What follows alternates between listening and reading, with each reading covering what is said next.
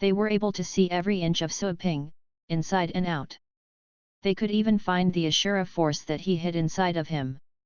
They could tell that Suaping had indeed learned the first level of the solar bulwark, and he had a trace of the Golden Crow's energy inside of him.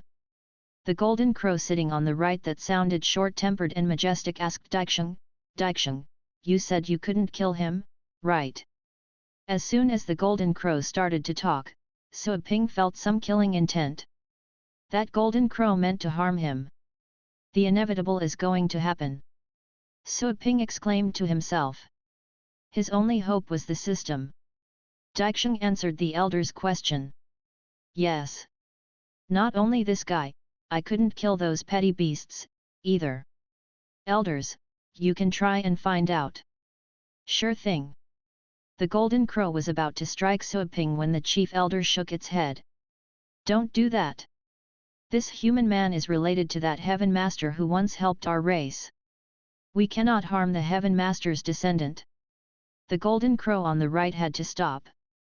I just wanted to see if the human was as strange as Daixing described. The chief elder asked Suaping, paying no regard to that Golden Crow's explanation, if it is okay, can you tell us how you got here? I want to know because I wonder if there are some flaws in our formation. That would be fatal to our entire race. I do hope that you can enlighten us. The other Golden Crows gazed at their chief elder in surprise. No Golden Crow expected that the chief elder would act so kindly toward that tiny creature. The chief elder's kindness was noticed by Suaping. Somehow, he was benefiting from some potential association with a certain Heaven Master. Once again, the fact was proof that handsome looks did matter. Well, I don't know how to explain it, but I can say for sure that there's nothing wrong with your formation. I don't know how to tell you the details. That question was a difficult one to answer for Suaping. The entire star was closed off, but the system was able to send him there. He had to admit that the system was all-powerful. Look at how weak you are. You don't know anything. You cannot even tell us how you got here. How could you say for sure our formation is fine? The Golden Crow on the right questioned. That is strange. The Golden Crow on the left agreed. The chief elder finally responded after a few minutes. Never mind. Since you're here to find the materials, I will give you a chance to get them, considering that you are the descendant of a Heaven Master. Let's find out if you can grab a hold of that chance. That came as a pleasant surprise to Suaping. He didn't believe that he would get away with that explanation. Thank you, Chief Elder, Suaping said at once. Suaping calmed down after he expressed his gratitude. He didn't understand the Chief Elder. Had he successfully convinced the Chief Elder or not? He didn't know. Anyway, since you don't really mind about how I got here, why wouldn't you just give me the materials? Why put me through so many troubles? I'm sure you must have plenty of materials that I need for the second level, Suaping complained inwardly. The Chief Elder's decision still felt strange. Of course, he didn't voice his doubts out loud. Regardless of what the Chief Elder's agenda was, the point was that he would do his best to get the materials. Rolling with the punches. The skill you're training is an inherent skill for the Golden Crows, and once you reach level 4, you will have the complete Golden Crow bloodline. You will become a Golden Crow. The Chief Elder asked, have you prepared for that? Suaping already knew that when he read the introduction of the solar bulwark. Yes, I have, he answered without hesitation. Becoming a Golden Crow was not a bad thing. As long as his heart and soul remained the same, he didn't care what shape his body took. If he could get an invincible power, he was okay with abandoning the human form. The surrounding Golden Crows gazed at Suaping. Apart from the elder sitting on the right that never showed sympathy for Suaping, the other Golden Crows felt better about him. They would feel insulted if any other creature would want to turn into a Golden Crow. But Suaping was the descendant of the Heaven Master after all, and that was an amazing identity. It made the Golden Crows feel good about themselves, to think that a descendant of the Heaven Master would want to become one of them. Good, the Chief Elder answered. After half a day, we will have the awakening trial hosted for the young golden crows of our race. I will prepare you a trial space. I will grant you the materials if you can pass the trial. On the other hand, if you cannot, you will have to go back to your world. Trial? Suo Ping felt this should be a cause for worry. Which rank are the young golden crows at? They are much weaker than me. Don't worry, Daixing answered with naked contempt. Suo Ping heaved a sigh of relief. Weaker than Daixing. So, those young golden crows are probably at the legendary rank. There was some hope for him. Sure. Suo Ping nodded. He had no other choice. He couldn't have bargained with the chief elder of the golden crows anyway. Daixing, take him away and have him prepared. Brief him about the trial, the chief elder instructed. Daixing was unhappy, being appointed to deal with the human, but still agreed. What are you looking at? Come with me, Daixing urged Suo Ping. Suo Ping was speechless as well.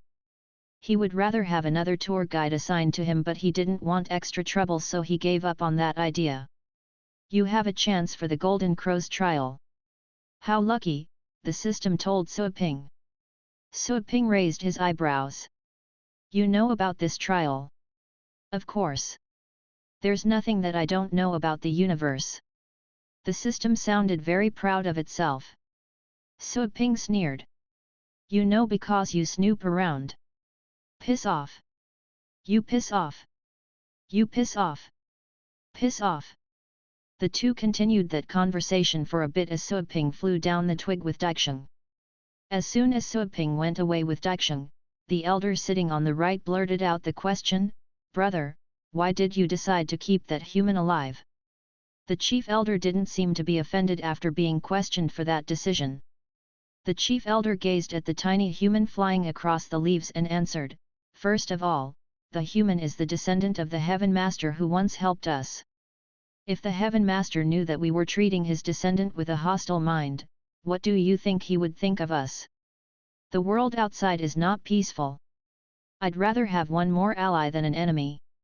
Second, this human is too weak, but he can enter our star without our first ancestor noticing a thing. That is to say, nothing has gone wrong with our formation. So, how did he get in here? What sent him here? Third, you just heard Daixing. The human cannot be killed, not even with Daixing's flames. Daixing has just grown up, but she is much more powerful than the human being. The flames should be able to erase gods and demons alike, not to mention a human being. The elder sitting on the right asked, So, why didn't you let me test him? I wanted to find out why he can't be killed. The chief elder darted it a look. That is the reason why I told him to take the trial. You and I are both elders. What do you think would happen if the human turned out to be a person sent by the Heaven Master to test us? Our relationship with the Heaven Master would come to an end. Do you think that he can pass the test with his strength and the thing inside him? He will die in the trial. And when he dies, we will find out how he can escape death. If it turns out that Daixing was wrong, then his death shall not be regretted and no one can blame us for his death. The elder on the right was still concerned. I see that you're trying to use the trial to test him. But isn't that too careful when we're dealing with that puny thing? We can never be too careful, the chief elder said, not even when we're dealing with a bug. If the bug was sent here by the Heaven Master, then none of us can hurt the bug. The golden crow on the right no longer spoke. I didn't decide to make the human go through the trial just to find out if he can escape death or not. Truth be told, I very much hope he can pass the trial, the chief elder added. The other golden crows were confused. We have closed off our star for far too long and we know nothing about the world outside. It will do us good if we can learn a thing or two from that human being. The chief elder heaved a sigh. The other two elders responded with silence. Be prepared. Half a day here is like 10 days on the blue planet, the system informed Suo Ping. The two of them would often bicker and nitpick, but the system was always serious when it came to important matters. 10 days. Suo Ping was surprised. Half a day on the celestial star was 10 days on the blue planet. 1 day here would be 20 days on the blue planet. The change of seasons here are different. We are now at the dark moon season and 1 day is equal to 20 days on the blue planet. The days and nights will be even longer once the celestial star enters the divine illumination season. 1 day is equal to 1 year on the blue planet, the system educated Suoping. 1 day was equal to 1 year on the blue planet. Suoping was shocked by this revelation. How did the creatures on this star calculate time? He could not imagine the star's movement. The golden crows are allowing you to participate in the trial. If you can pass it, they will surely give you the materials. The trial is prepared for the young golden crows. They need some stimulation to have their bloodline awaken completely once they reach a certain age. The golden crows that pass the trial will have their potential released and their combat strength will grow by a large margin.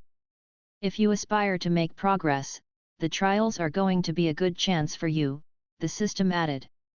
Seriously? Suoping was surprised. Potential released?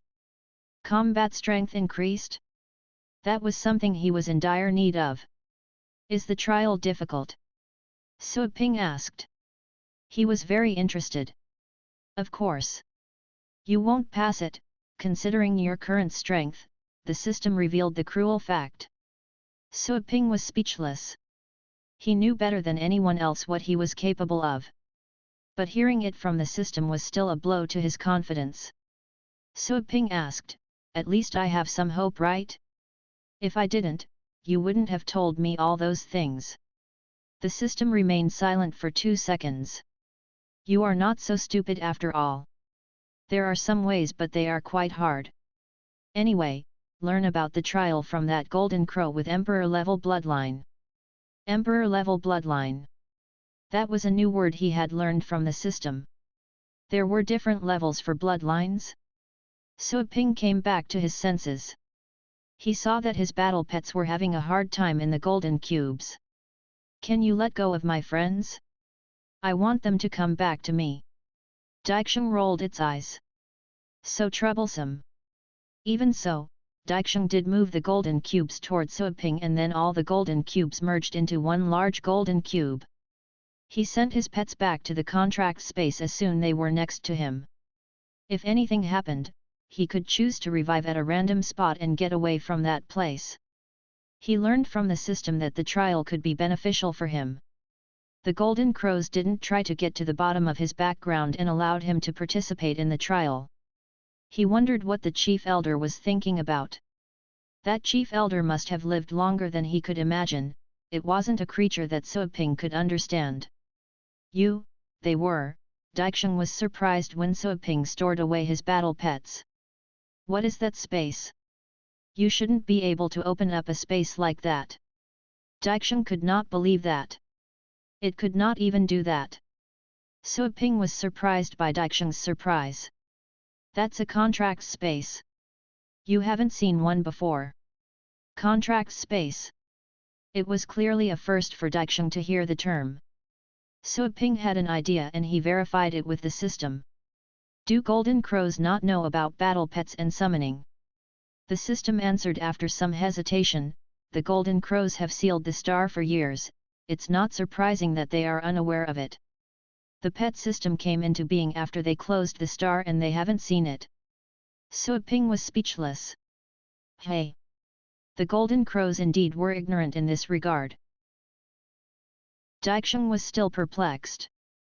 But it did start to understand why Suoping would stay with those odd-looking creatures. It turned out that they fought in battles together. No wonder they would risk their lives for each other when they were of different species. "What is that contract? How come you have one?" Daixing's curiosity was not yet satisfied. Suoping suddenly realized that the pompous bird was kind of innocent.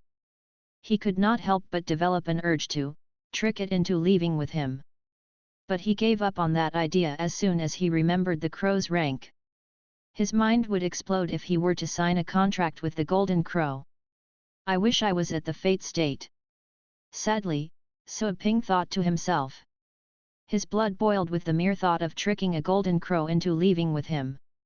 The golden crow was a creature from the ancient times, the first creature in creation.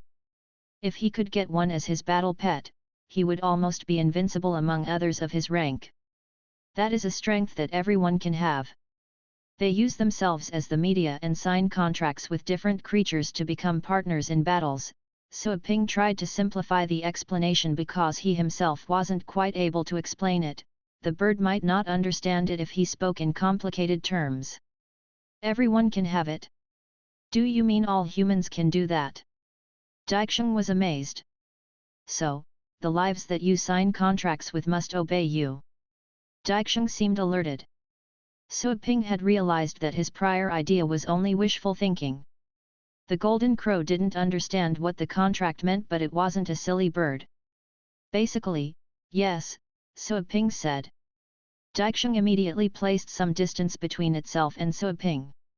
You'd better not use that wicked strength in me or you will die a miserable death. So Ping was speechless. He was offended by Qidiang's warning. But it's already too late. I established a contract with you when we first came into contact. It's just that I haven't given you any orders and the contract power is lying dormant in you. You'll have to follow my orders once I mobilize that power. I don't believe that. Daixing was startled. The golden crow was more powerful than So Ping, but all creatures were born to be wary of the unknown. As far as Daixing could tell, So Ping was a strange creature because it couldn't be killed, even though it was an awfully weak creature. If you dare to do anything to me, the elders will imprison you here for the rest of your life. Daixing warned So Ping. So Ping burst into laughter. I can leave just like I get here without you detecting it. Try me.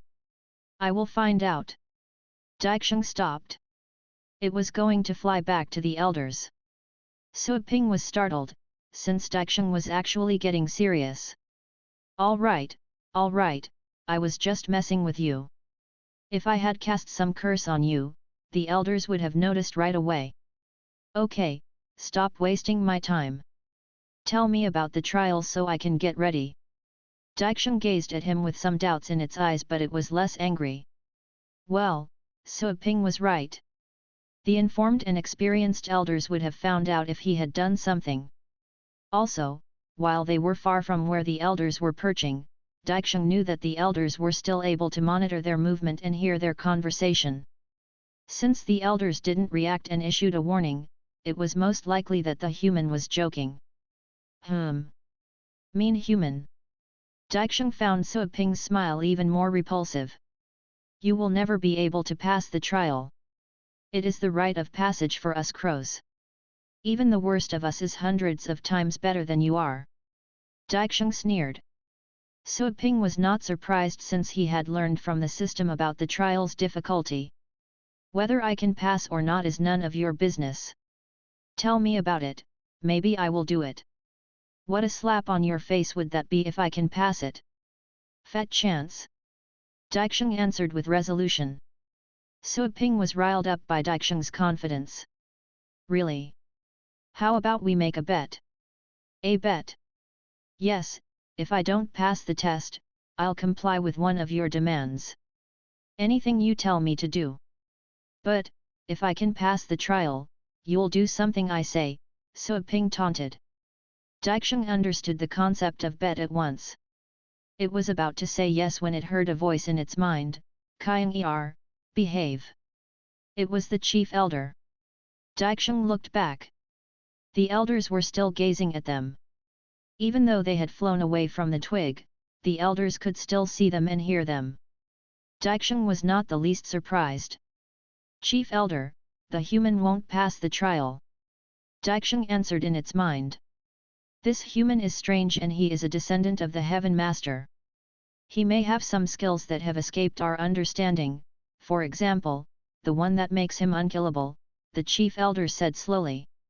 Daixing remembered how So Ping was able to come back to life again and again under its flames. Daixing came back to its senses and turned around, only to see So Ping's sneer. Suddenly, the crow found the human sneer was sinister. It was all a ruse. Daixing felt lucky that the chief elder had alerted it in time. If Daixing had agreed to that bet, it would have been beholden to deliver on that promise, and Suiping could ask for something outrageous. Close call. Daixing thanked its lucky stars and then sneered at Suiping. I won't make that bet with you. I am much more honorable than you, and I can do a great deal of things. What can you do? I don't need you to do anything for me. In fact, you would have to follow my orders if I wanted to, whether you like it or not. Daixing sounds too bossy. Suiping raised his eyebrows. Well, the bird didn't take the bait. I didn't know that a creature of ancient origins would wuss out. Suiping snorted. What is a wuss? It means you're faint-hearted. You. Daixing would file its teeth if it had any. I won't waste time arguing with you. Since the chief elder said you can participate in the trial, I can only oblige and tell you the rules, just in case you go back to that Heaven Master and decide to change black to white. Daixing snorted. Since young, all the other golden crows would speak with respect and no bird would argue back. Daixing knew that it could never win against Suiping when it came to quarreling. Suiping felt sorry for not being able to provoke the young crow. Daixing's reply also came as a surprise. That pretty bird enjoyed a high status and it had the ability to see the big picture. But the thing was, Suiping had never known or heard about someone called the Heaven Master. If he knew, he wouldn't have gone there to find materials. He would have simply gone to beg the Heaven Master for materials, and he could get all of them, not just for level 2.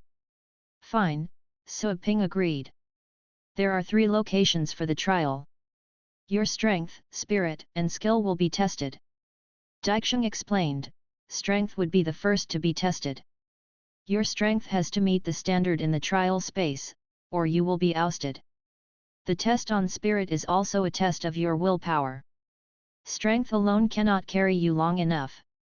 The test on skill is to find out your power of understanding. The specific details of the trial vary each time. We would know about it until the elders construct the trial space. In addition to the 3, you will have to deal with the comprehensive trial. When you get to that place, you will have to use all the powers you know. The higher your score is, the more you will be liked by the elders.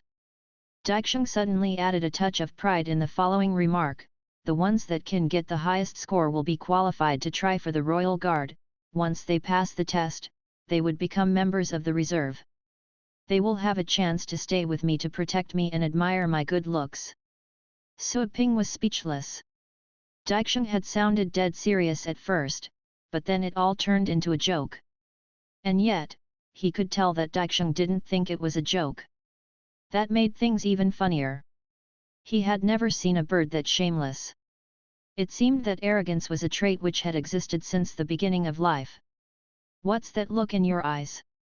Daixing questioned Suiping. Suiping gave a hollow laugh. What do you think?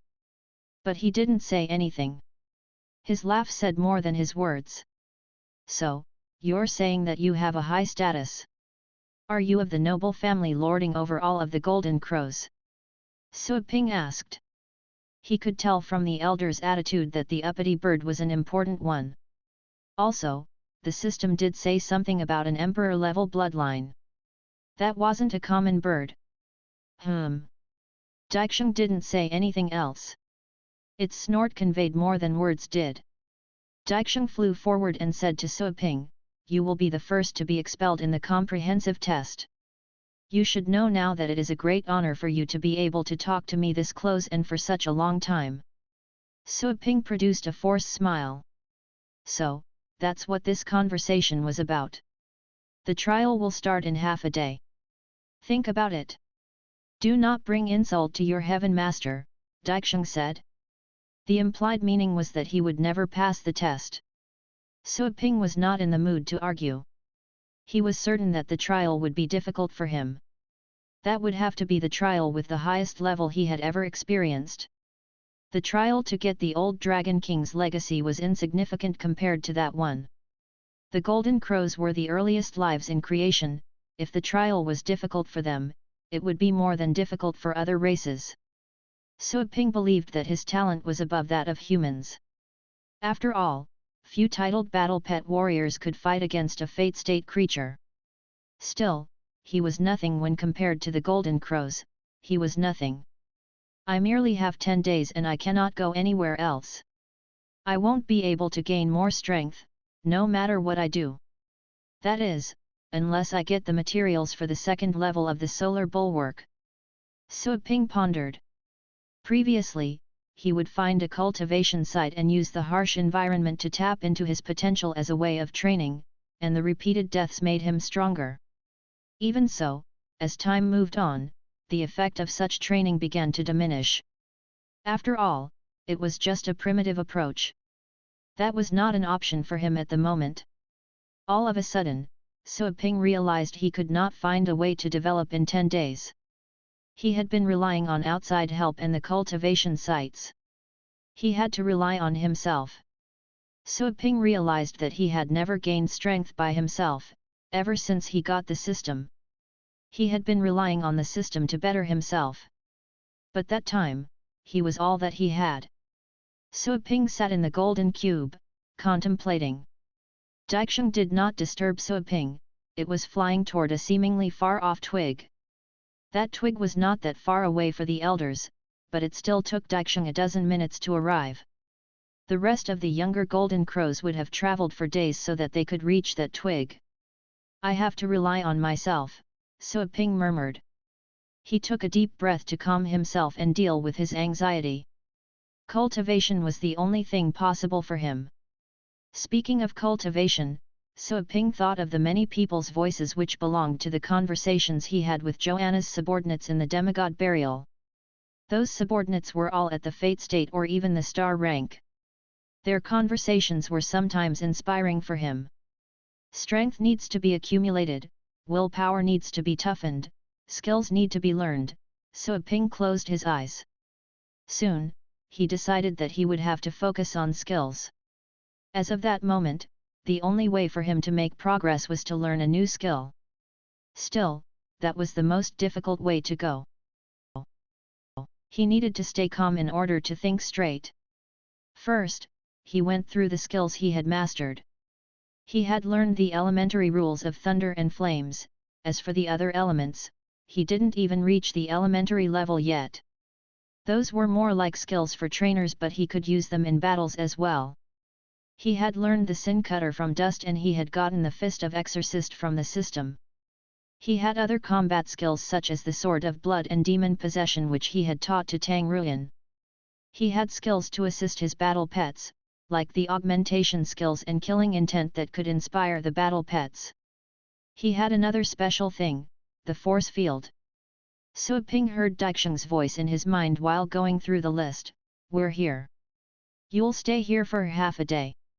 No one will come to disturb you. Suoping opened his eyes. He saw the surface of a leaf, of which he could not see all the edges. By the closest end of the leaf was a luxurious nest made by golden threads. Some golden crows lingered about like guards. Daixing flew toward the nest's scorching heat made Suoping feel he was going to be burnt. The golden cube isolated much of the heat and that was why he was able to get there. Your Highness! A golden crow flew over. You're back. Yes. This is my guest. It will rest for a bit here, Daixing said. The golden crow darted a look of surprise at Suoping. Daixing's guests couldn't have been any of the common creatures and yet the golden crow failed to find anything special about Suoping. But the golden crow didn't ask anything. It bowed and excused itself. Daixing threw Suoping into the nest and said to him, "Stay and do not wander around. No one will disturb you here but I cannot guarantee your safety if you get out. Those who don't know you will eat you up like a bug." Suoping was not in the mood to argue with Daixing. This nest was vast and he didn't know what the golden threads were. Golden flames were burning on the golden threads. Daixing went to another corner of the nest and bathed in the flames. Daixing didn't feel bothered by the heat. If anything, it was a pleasing sensation. Suoping felt he was getting a headache. The heat was insufferable. He felt he had been placed on a grill. Inferno Dragon. Sui Ping summoned the Inferno Dragon and sat on one of its shoulders so that the pet could help him fend off some heat. He could hardly concentrate while he endured that excruciating pain. The Inferno Dragon's feet were aflame as soon as it placed its feet in the nest. Upon hearing Sui Ping's order, Inferno Dragon unleashed dark flames to fight back the golden flames. Daixing noticed this in the distance. It seemed to be scornful. "I think your battle pet looks quite nutritious," Daixing commented. Sui Ping was not in the mood to converse with the bird. He had to focus on himself. He didn't have time to waste. The Inferno Dragon was helping to resist the heat, but the temperature in the nest was still high. Sui Ping felt he was in a sauna room where the temperature was reaching the limit. His eyebrows were knitted together. He was sweating through his shirt. He realized that concentrating was a difficult thing for him. But he could not afford to complain. Sui Ping had to toughen his willpower so that he could calm down for real. "What?" Daixing noticed that Sui Ping was gradually relaxing, and in the meantime, there seemed to be a faint figure behind him, something like a spinning force field. "That guy," Daixing no longer belittled Sui Ping. Daixing was able to tell that this creature, which called itself a human being, was not used to the high temperature, and yet he was able to focus his mind despite all distractions. It was rare and intimidating for one to have those nerves of steel. Daixing simply watched quietly. "I'm using the Chaos Star Chart methodology. If I progress far enough, I'll be able to reach the legendary rank. But I am not even close." Sui Ping focused on his body. He could see the vast world inside him. Each cell was glistening like a star, and the light came from the astral powers within those cells. There was a tiny vortex spinning in each cell. Once he managed to form a large star vortex. Would he enter the star vortex state, he would be reaching the legendary rank by then. His astral powers would be more profound than the average warriors at the ocean state. "I only have 10 days. I don't have enough time to make a breakthrough in rank." Sui Ping eventually gave up on that idea. He had too little time, and he didn't think he could improve his rank that fast. He came back to his senses. He was sitting on a vast and open land with many virtual images of himself surrounding him while viewing with his mind's eye. Every image of Sui Ping was using a separate skill. That is, including Sin Cutter, Fist of Exorcist, and the others. Sui Ping gazed at the image using the Sin Cutter. The virtual him was moving faster and faster. Improving the Sin Cutter is too difficult. I have no idea how to do that. To master the Fist of Exorcist's third move is also hard. Sui Ping frowned. To improve each skill would be difficult. Of course, his combat strength would increase if he made progress. And yet, he was not as confident that he could improve any skill within 10 days. He was getting restless. Strength augmentation, killing intent, Sin Cutter, force field. Those skills flashed past in Sui Ping's mind. His thoughts were increasing and becoming chaotic, his eyes were moving fast and his mind was working at a fast speed. All the skills revealed their entire working mechanisms before Sui Ping's view. The magnificent figure in the force field was also giving Sui Ping some inspiration. He felt there was something invisible which he couldn't fully grasp. Maybe I can't make my swordplay progress further by following the same methods I used when I learned the Sin Cutter, but I can use my own method to make it progress by half a step. Why can't swords be as aggressive as fists? There's not enough power in my swordplay. If I can combine some spatial techniques in my swordplay, wielding one sword will be like wielding 10,000 of them. That would be fast and violent enough. Time flew. 3 days passed. Wait a minute. The sword merging into the void can have some surprising effects, but the strength is not enough yet. I have to make my swordplay become more destructive at the trial. On the 6th day. 1 cut will be enough. No, the sword is as overbearing as a punch, but it's not sharp enough. I need something else. On the 9th day. Sword of the Undead. Sword of Silence. What is the point of using a sword if the sword cannot bring death? Little skeleton. On the 10th day. Wake up. Daixing shouted. Suoping slowly opened his eyes. The moment his eyelids opened, 2 rays of dark light glistened in his eyes and then immediately vanished. Daixing felt its heart had skipped a beat, as if something had just cut it. Merely half a day passed, and this human seems to be different. He was like a sharp unsheathed sword. Suoping gradually came back to his senses. He lowered his head, there was nothing in his hand and yet he felt he was holding a sword. He had been studying swordplay in his mind in the past 10 days. He had some difficulties in making a decision at first, but then he eventually followed his heart and began to seek breakthroughs in sword moves. He no longer had other distractions after having made his choice. He integrated everything else he had learned in his swordplay. Some of the testing had little effect and some tests didn't get him what he wanted.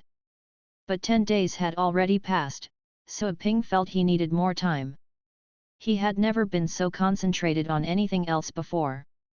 "Buddy, I will get you back," Suoping murmured, as he thought of the little skeleton. Since he missed his pet skeleton during that period, that void had inspired him somehow. He integrated his inspirations into the swordplay. He was no longer using the sin cutter, he had improved it. Whoosh! The dark force field appeared and then vanished. Suoping looked at the faint figure and offered a thank you in his heart. That magnificent figure had also enlightened him. He stood up and asked Daixing, "Is it time?" Daixing was still eyeing Suoping strangely. "Yes. Come with me." "Good." Suoping nodded. He looked at the Inferno Dragon. To his surprise, he noticed some golden grains on the Inferno Dragon's scales, especially on its legs. It seemed to be more powerful than before. Suoping had forgotten that the Inferno Dragon had been trying to protect him against the heat during those 10 days. The Inferno Dragon survived the 10 days. "I don't think I have died once, either." Suoping looked at himself. He noticed that the scorching heat had become mild to him. He felt he was standing in a desert, no longer on a grill. He was able to deal with the heat himself. "Have I become more resistant to fire?" Suoping asked the system at once. He remembered that the system had mentioned that he was quite resistant to fire, that he could survive for 15 minutes there. It had also said that I could live on the celestial star if I could be more resistant to fire. He had been sitting here for 10 days. He did survive. The heat would no longer kill him. "Yes," the system answered, "you ate half of that yang fruit which helped you. Plus, your body was adjusting by itself when you fell into a trance during cultivation. If your mind doesn't disturb your body can become used to the heat. You're at the top grade of fire resistance at the moment." Yang fruit. That was the first time that Suoping had heard the name of the fruit. He asked, "Does that fruit have any other effect?" "Of course. Didn't you notice that your understanding about the rules of fire has improved?" the system asked. Suoping did notice it after the system pointed it out. He had solely been focusing on swordplay during the past 10 days, attempting to integrate the rules of thunder and the rules of fire into the swordplay, and he did notice that he had gotten better in the rules of fire. He felt that all he needed was a single chance and he would be able to improve to the middle level in the rules of thunder and rules of fire. "So, my battle pets are also quite lucky." Suoping remembered that the Inferno Dragon and the other battle pets had also eaten the yang fruit. They must have learned some skills from the fire family. It was just that they hadn't realized that, since they had not encountered any battle, which would have eventually forced the new skills out of them. The usual void state skills of the fire family can no longer hurt you.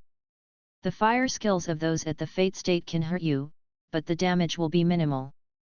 Only star rank fire skills can inflict substantial harm on you. The system pointed out calmly. Suoping's eyes glowed. Fire skills of the fate state would only hurt him mildly? That was to say, he could be an invincible opponent to the beasts of the fire family. "Yes," the system answered. "The system is snooping around again." Suoping filed his teeth. He ignored the system and looked at the tree that the Inferno Dragon was still carrying on its back. He had not been able to place the tree inside his spatial scroll, but he could at the moment. He took out the scroll. The images on the scroll were disappearing and the edges were burnt. Buzzing. Suoping waved his finger and a tiny ray of black light came out to expel the heat around him. Come here.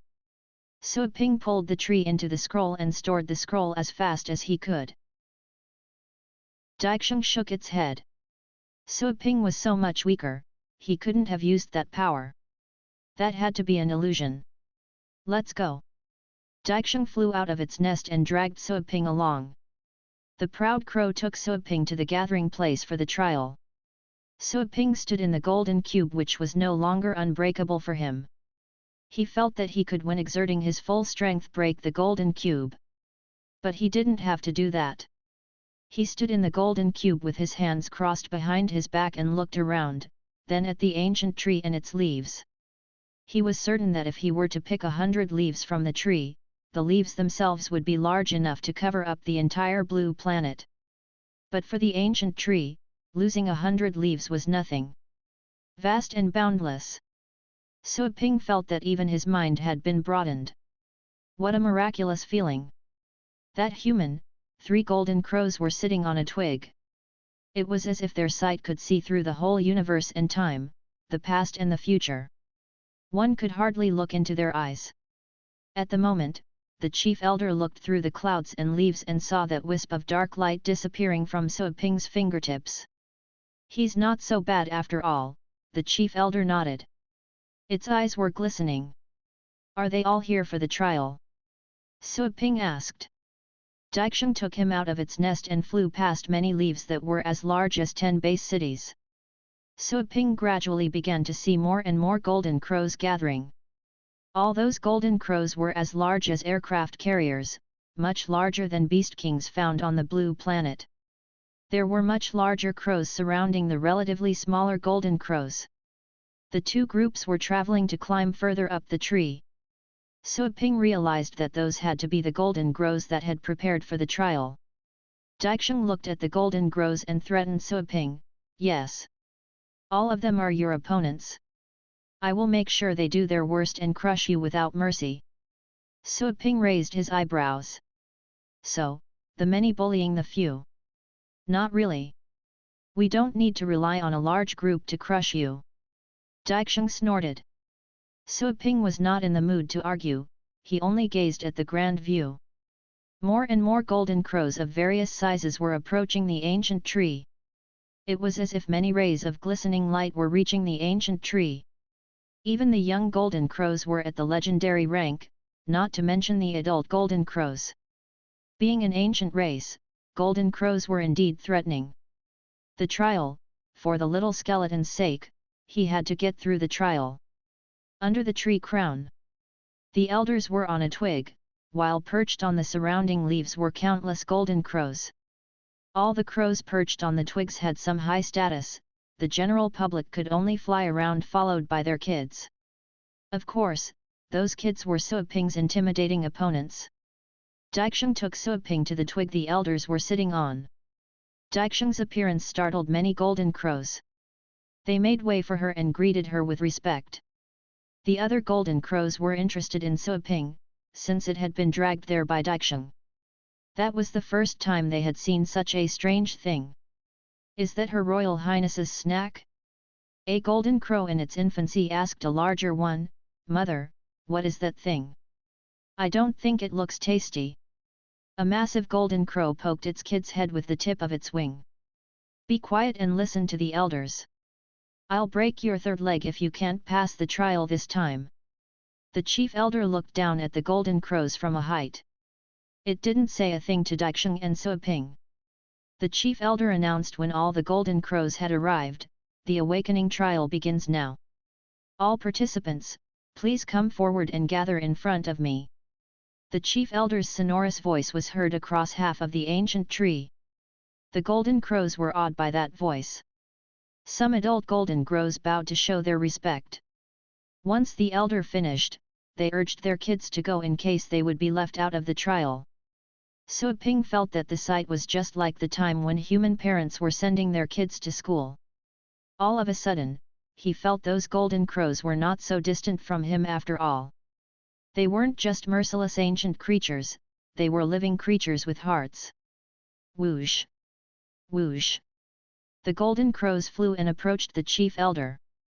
Those golden crows were smaller young golden crows. They landed on the twigs behind Daixing and Suoping. The wind they had stirred up blew Suoping's hair into a huge mess. The young golden crows came one after the other, their strengths varied, as some of them seemed to be more powerful. Look, Her Royal Highness Daixing! Her Royal Highness, bearer of the ancestral bloodline! Squeak! The young golden crows noticed Daixing, the looks in their eyes were full of admiration and respect.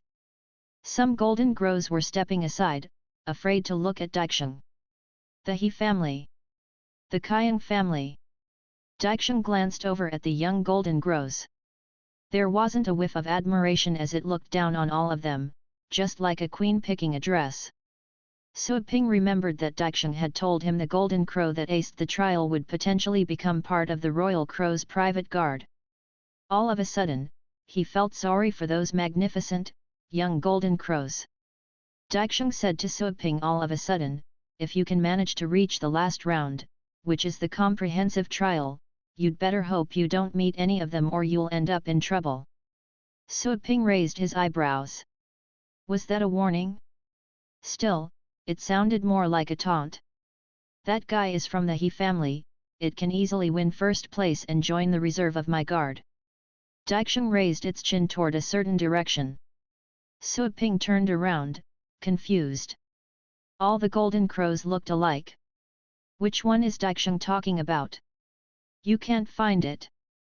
It's the ordinary-looking one, Daixing said to Suoping. Suoping was still confused. Ordinary? All of those golden crows seemed ordinary, he felt as if he were visiting a chicken farm.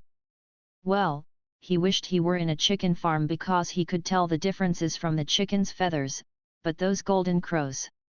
All of them had golden feathers. How could he tell any of them apart?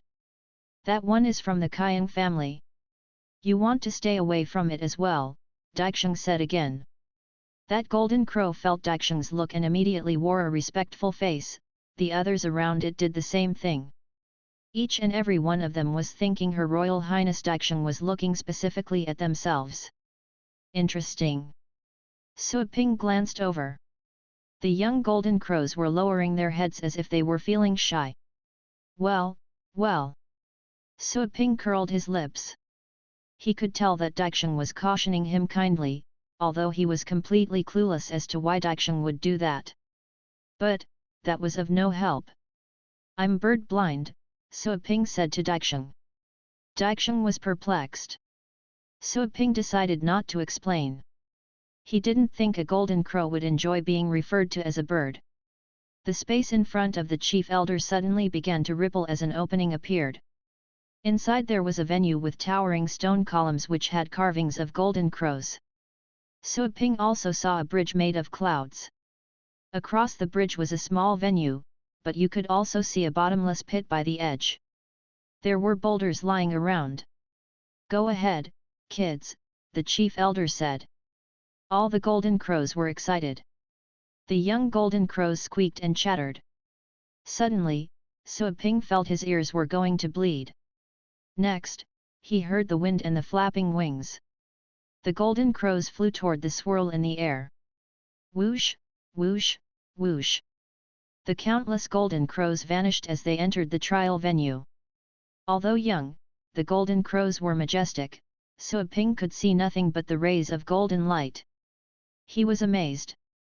Even the entrance to the trial venue was marvelous for an ancient race. Soon, many golden crows had entered the testing grounds and only a dozen were still outside. Some of the large golden crows began to squeak in anxiety and heave sighs of disappointment. They were the parents of the kids that had not flown into the venue yet. Damn it! I forgot that I'm still outside. Suoping patted his head. Daixing cast him a glance and said grumpily, You're not going anywhere without my permission. The chief elder also said that you were going to be tested in a separate venue. Try to keep calm. Right, So Ping remembered that the chief elder had indeed said something like that. You would have spent all the time dying if you were to join them. Daixing snorted. The chief elder is trying to protect you, as a way to be fair and respectful toward the Heaven Master. So Ping pulled himself together. So, the trial has no time limit, right? Of course. The first round is all about strength. It has nothing to do with time or speed. Of course, you can tell something from how fast the golden crows are entering.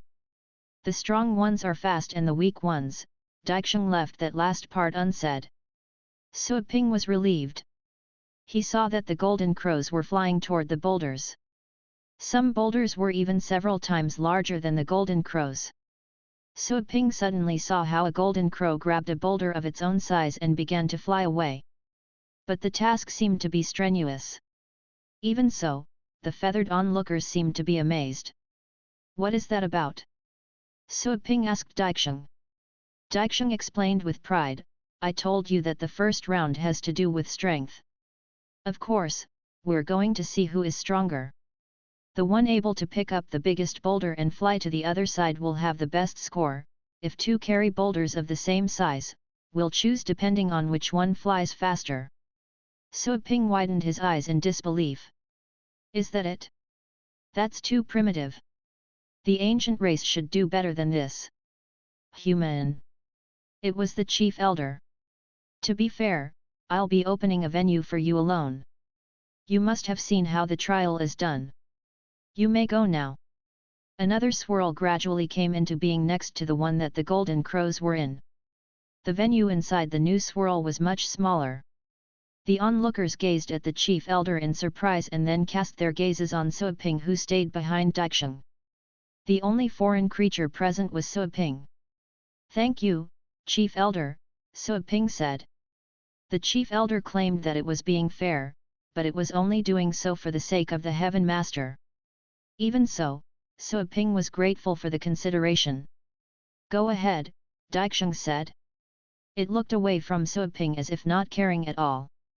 So Ping didn't know what to say to that moody bird. A moment before, Daixing was cautioning him, but then it was acting as if it didn't want to talk to him. What a complex creature! Whoosh! So Ping focused his mind and flew toward the swirl. He took the trial so that he could get the little skeleton back. He could not afford to be distracted. He had entered the venue. That is heavy. So Ping felt he was pushed to the ground and almost fell. But he reacted fast, his body made the right choice before his mind kicked in. So Ping turned around. He only had a faint view of the outside from the entrance, much like looking from underwater, with everything being murky. I think the gravitational pull is much stronger here, So Ping said to himself. Besides, that was a place where no astral powers could be drawn. He would have no supplies to make up for the astral powers he would use. Never mind, I'll start from the biggest one. I will have to try my best. So Ping said to himself. Whoosh! He flew to a place above the venue and looked around. Soon, he found several of the larger ones. The biggest boulder stood at the center of the venue and the boulder was almost as large as a mountain, or the gigantic golden crows he had seen. He couldn't even see the boulder in its entirety. Was he supposed to move that boulder? So Ping was hesitating, but that hesitation soon was replaced by determination. He could not give up before he even tried. What is he doing? Is he going directly toward the largest boulder? Many golden crows saw what So Ping was doing. The golden crows shifted their attention from their kids' trials to So Ping's trials. They had seen enough trials for young golden crows and nothing would surprise them. But they were curious about a creature they had never seen before. That creature, Daixing was also stunned to see that So Ping was flying toward the largest boulder in the first try. Soon, contempt was reflected on Daixing's eyes. Outsiders might think that the boulders had been placed randomly. However, the fact was that they had been specifically designed and made by the elders. The largest boulder had been prepared on purpose. There was another one in the venue for the young golden crows. However, it was almost impossible to move the largest boulder. Not even Daixing, who had emperor-level bloodline, was able to move the largest boulder when it participated in the trial. The largest boulder was heavier than anyone could handle, it had just been placed there for decoration and symbolism purposes. Moving a half-eye boulder is already good enough for him. Daixing shook its head. Half-eye was a measurement unit used by the golden crows, meaning the size of half the eye of an adult golden crow, or twice the size of a young golden crow. Moving a half-eye boulder was the passing standard. Daixing believed that would be the best Suoping would be able to do. The largest boulder was as big as an adult golden crow, or a 10,000-eye boulder. At the venue, Suoping stepped to the largest boulder. The closer he was, the larger he found the boulder was and the more overwhelmed he was. He took a deep breath and summoned the Inferno Dragon, the Dark Dragon Hound and the Purple Python. The golden crows outside began to chat in surprise when the swirls opened and the 3 battle pets came out. The surprise was shared by the majority of the golden crows. They could tell that Suoping's rank was low and he shouldn't have been able to open a space. But, how come he can summon those creatures from nowhere? Strange. Also, the trial was supposed to be done by oneself. Was Suoping cheating? So, that is summoning. The golden crow elder sitting on the right gazed at Suoping. The chief elder nodded. That is an entirely different cultivation system. I wonder if that Heaven Master established that system which is different from ours. But I have to say, we can learn a thing or two from that system. A bunch of weak creatures can bond to produce a greater strength. That is something we should learn, the elder sitting on the left commented. What a miraculous system. The creatures have become similar both in spirit and soul. They exist as individuals but they are one as well. Even the power of rules is regarding them as one entity. Besides, they can share their energy. At the venue, Suoping didn't hesitate after summoning his battle pets, he told them to share their energy with him. He felt his limbs were going to explode from the surges of energy. He wanted to shout, he was about to lose his mind. The energy was burning him. He didn't waste a single second, he told his battle pets to share their astral powers with him as well. That was a skill that titled battle pet warriors could use. He was going to reach his prime state with the help of his battle pets. The bad thing was that the little skeleton was not there. Otherwise, merging with his skeleton pet would have elevated his strength further. Buzzing. Suoping felt he was trembling. As more and more astral powers were poured into him, the vortices in Suoping's cells became brighter and tighter than before, spinning at a fast speed. There was a tendency, the small vortices were trying to merge and form bigger vortices. Once all the small vortexes merged into one big vortex, that would be when Suoping reached the legendary rank. Thanks to the astral powers from the 3 battle pets, there was hope that the big vortex would indeed come into being. He was gaining momentum. Strength augmentation. Agility. Suoping's eyes were glowing. He used all the strengthening skills on himself. Blue veins were popping out on his arms, he threw himself forward when his strength reached the peak. He reached the boulder and lifted it. Ah! Suoping shouted. His eyes were turning red. Come on! The boulder has to go up. He placed his hand at the bottom of the boulder and the released astral powers were forming an air blast behind him. The astral powers were blowing the dust away under his feet. The golden crows were dumbstruck. They had just witnessed how Suoping's strength increased by several times. This weak and pathetic creature became as powerful as the young golden crows. What is the cause of that change? Daixing was also gazing at Suoping in astonishment. The way that Suoping shouted had stunned the noble crow. One could hardly imagine how shocking it was to see a tiny creature trying to lift a boulder that was unbelievably larger. Suoping's shout echoed even outside the venue. For the first time, Daixing realized it had developed a positive view of that human. Unfortunately, he is still too weak. The elder sitting on the right still kept its indifferent look. The elder was surprised by Suoping, but that was it. Even though Suoping had increased his strength, there was nothing he could do to tackle that 10,000-eye boulder. Not even the golden crows with emperor-level bloodline could have lifted that boulder. His strength was insignificant. The elders were able to see through Suoping completely. They admitted that the summoning system was strange and unexpected, but it wouldn't be of much help to him. What he was doing was like trying to fill an entire ocean with a drop of water. It was impossible. Roar! The Inferno Dragon stood next to Suoping, bellowing to cheer him up. The dark dragon hound kept its gaze on Suoping. It understood what he was doing and how important it was for all of them. They wanted to help, and the only thing they could do was to pour all of their strength on him. Come on! Suoping shouted inside. He felt his arms were going to break and all his bones were cracking. Still, the boulder was not moving at all. It was as if the boulder were gazing at him coldly. You cannot move me. Ah! Suoping was unwilling to give up and he wasn't going to. He shouted and mobilized all the strength in him. Crack! His arms broke. Blood gushed out from his arms but then vaporized. Still, the boulder did not move. Suoping's prime state began to dwindle. Clarity returned to his eyes. He was sad, he knew he would never be able to move that boulder. He could not even nudge it one bit, let alone lift the boulder and carry it over the bridge. He failed. Suoping was forced to admit that fact. Strength was ebbing away from him and pain began to spread all across his body.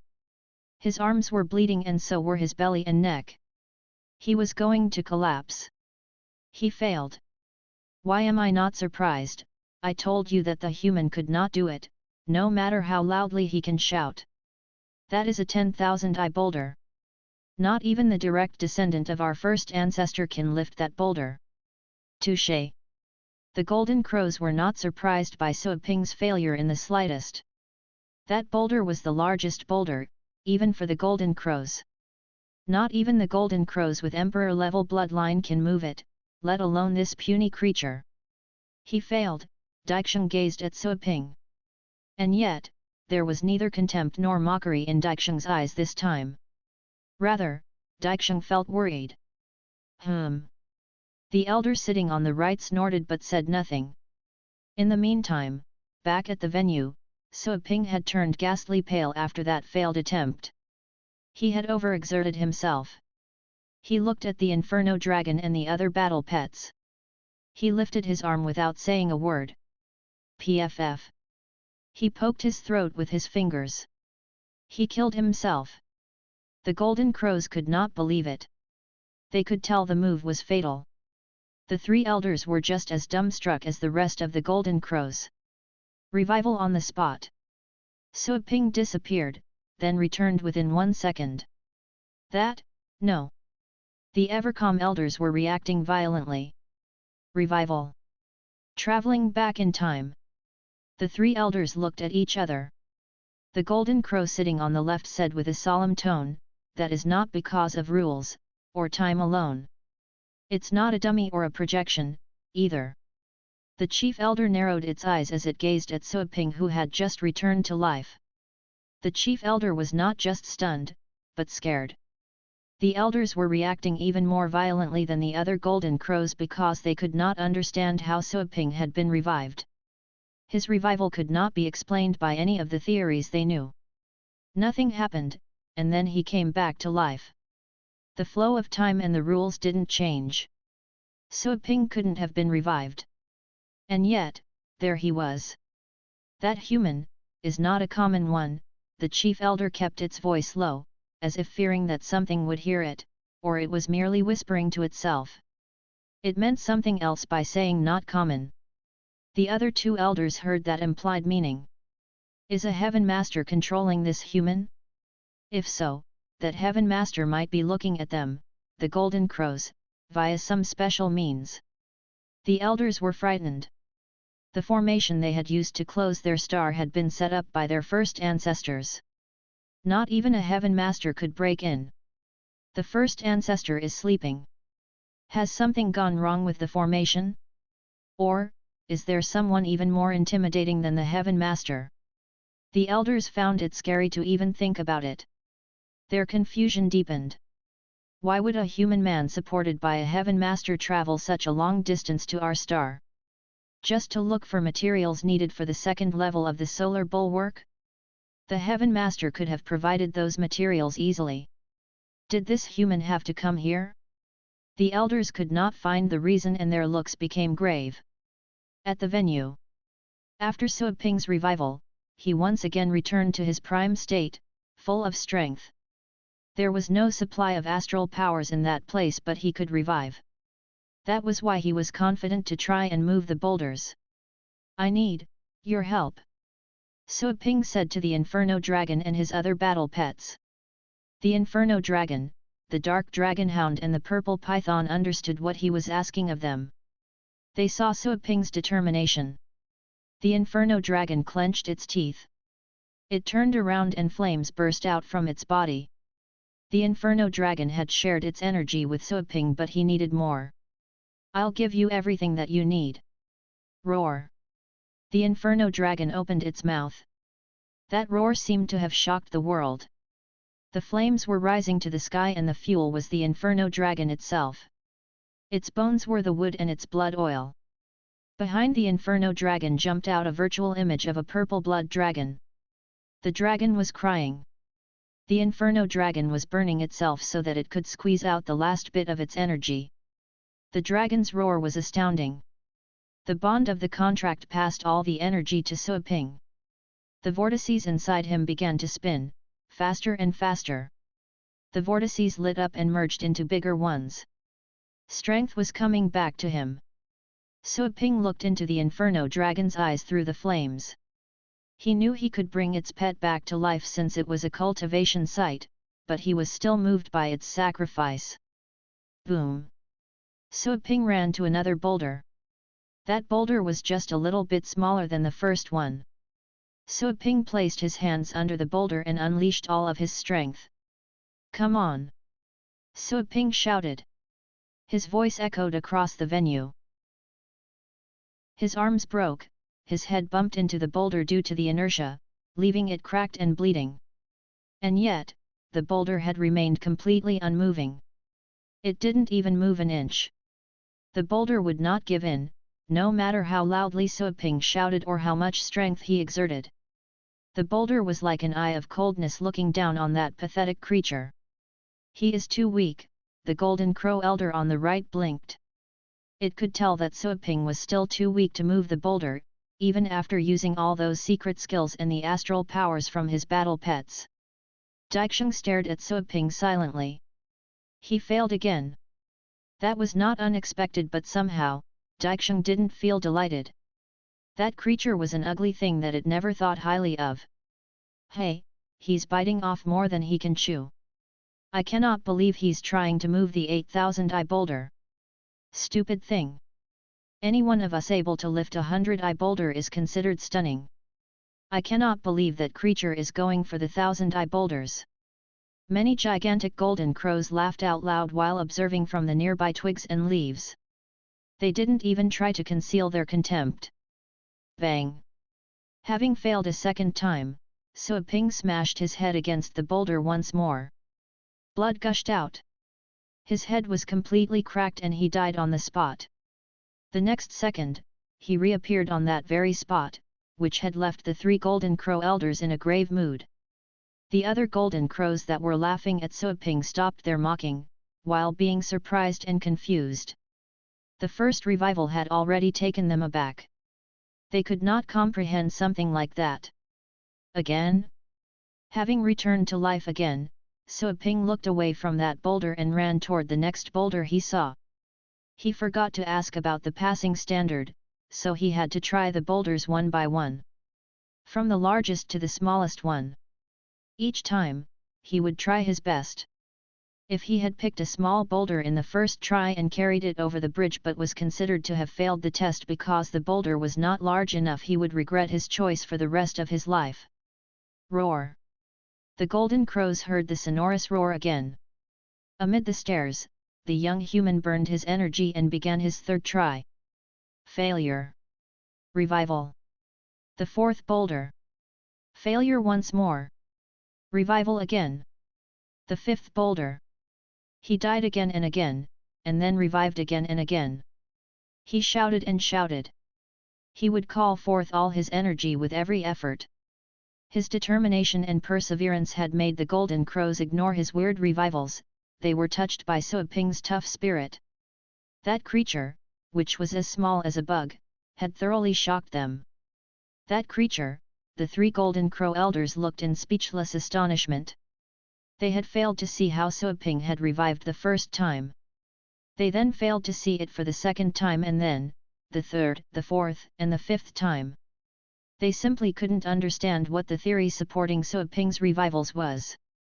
Those revivals weren't supported by any method or strength known to them. It was beyond reason or logic. The only explanation the Golden Crow elders could come up with was that the manipulator was a heaven master, or an even superior being. The Golden Crow elders shuddered in fear just at the thought of the possibility. Someone superior to a heaven master was strong enough to harm the entire Golden Crow race. Not even their first ancestor could stop such a threat. The Golden Crow elders found it even harder to understand why So Ping had gone there in the first place. Outside on the twigs, some golden crows noticed what was happening in the other trial venue and exclaimed in surprise.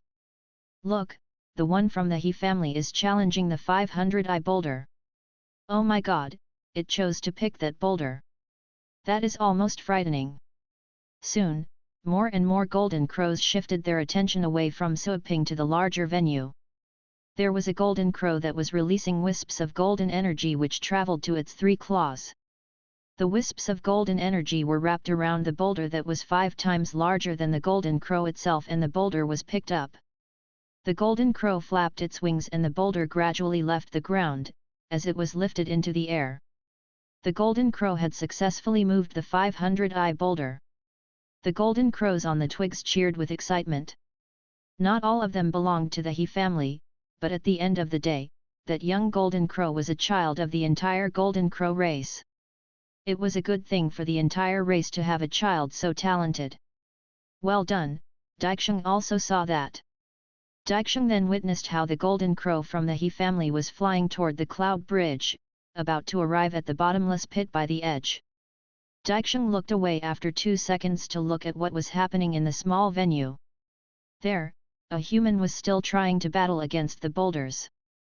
The first boulder he had tried to lift was a 10,000-eye boulder. He currently was having a go at a 1,000-eye boulder. Still, it was too heavy for him. Daixing knew it was impossible for So Ping to succeed. Even Daixing, if it didn't have the emperor-level bloodline and great talent, it wouldn't have moved the 1,000-eye boulder at all. Not to mention that So Ping was just a human. Soon, So Ping failed that attempt.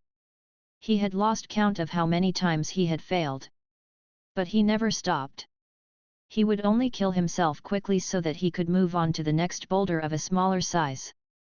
That time, it was an 800-eye boulder. Boom! So Ping went all out with the help of his 3 battle pets, and the boulder began to show signs of giving in. This time, the boulder moved. The moment the boulder moved, Daixing, who had been focusing its entire attention on So Ping, widened its eyes in disbelief. Did So Ping just move an 800-eye boulder? It's not possible. Some of the other golden crows had noticed So Ping's move as well. They cried out in alarm. They had thought that the human would eventually lift a 12-eye boulder at most. It was surprising that the 800-eye boulder was moving. Yes. At the venue, So Ping noticed that the boulder began to sway a little bit. He was ravished by joy. He had never seen that with the previous boulders. That was the first boulder he had been able to move. And yet, that was it. It only moved a little bit. So Ping understood that he couldn't have possibly lifted the boulder. However, he finally had an idea of what kind of boulder would be suitable for him. He gave up on that boulder. So Ping looked around and found a boulder that was 2/3 of that one. "Give me strength," he said to his 3 battle pets. He didn't know how many times he had said those words to them. Unsurprisingly, raging strength was poured into him. Suoping stared at the inferno dragon who had once again burnt itself to give Suoping more strength. He had seen that many times. He wanted to cry his eyes out every time it happened. His friend trusted him completely and was loyal to him. He would never let the inferno dragon down. "Come on!" Suoping bellowed. His clothes burst, turning into rags, and the wind blew his dark hair back. Even the Ashura energy was pouring into his arms. Boom! The boulder was nudged. The boulder was lifted off the ground. He picked it up. "Ah!" Suoping's shout grew even more sonorous, echoing across the entire venue. He lifted the boulder off the ground. Faster and faster, he flew to the sky. The boulder was as large as 1,000 aircraft carriers. Suoping was almost as invisible as a speck of dust while being under the boulder. Still, that speck of dust was carrying that boulder above its head. 600-eye boulder! I can't believe it! Outside, the golden crows cried out in disbelief. More and more golden crows were alerted, and they turned their gazes toward the small venue. Suoping was carrying the 600-eye boulder as he flew toward the cloud bridge. The golden crows widened their eyes in complete silence. Daixing stared blankly at Suoping. Looking from a distance, the crow was only able to see that boulder. The human under the boulder was so tiny he could barely be seen. Still, that tiny creature was lifting a boulder much larger in size, not to mention that the environment at the venue was especially harsh. For the golden crows outside, lifting a boulder of that size might not be a great deal, but still, they would be impressed. Whoosh! At the venue, amid all the gazes, the tiny human who had lifted the boulder was flying across the cloud bridge. He reached the edge and then threw the boulder. The boulder fell into the bottomless pit. The tiny human was panting heavily as he continued hovering. He was like a speck of dust floating in the air. But no golden crow would forget about that speck of dust. He has roughly mastered 3 types of nature's rules when his rank is so low, the 3 golden crow elders commented. Compared with the other golden crows, the 3 elders were calmer. They had already concluded which boulder Suoping would lift according to his first attempt at borrowing his battle pet's strength. The fact that Suoping had managed to move the 600-eye boulder was within their expectations. The only thing which perplexed those elders was Suoping's revivals. They could not understand that, at all.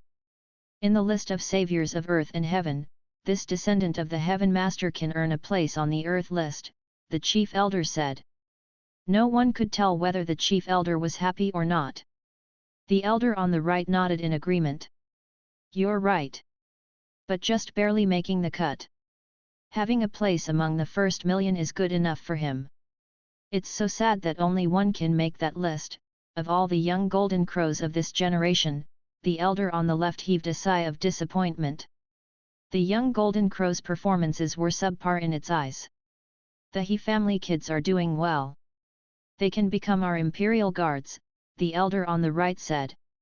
It's not even close to its big sister. While the 3 elders chatted, Suoping was gazing at the boulder as it fell into the pit. He breathed in relief. He turned around and shouted into the air, "Have I passed this round?" Yes. The voice could be heard all around him.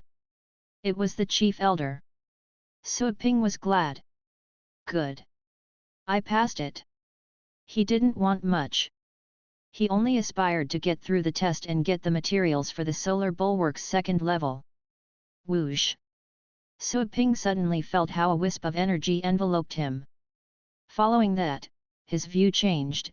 He was outside the trial venue. The Inferno Dragon and the other 2 battle pets were standing next to him. He felt them before he saw them. Thank you so much, Suoping said. The 3 battle pets were exhausted. Suoping felt a surge of complicated feelings. The dark dragon hound barked as if to say don't mention it.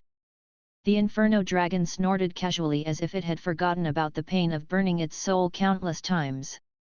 The purple python wiggled its tail to show that it was relaxed. Suoping took a deep breath and placed them back in the contract space so they could rest for a bit.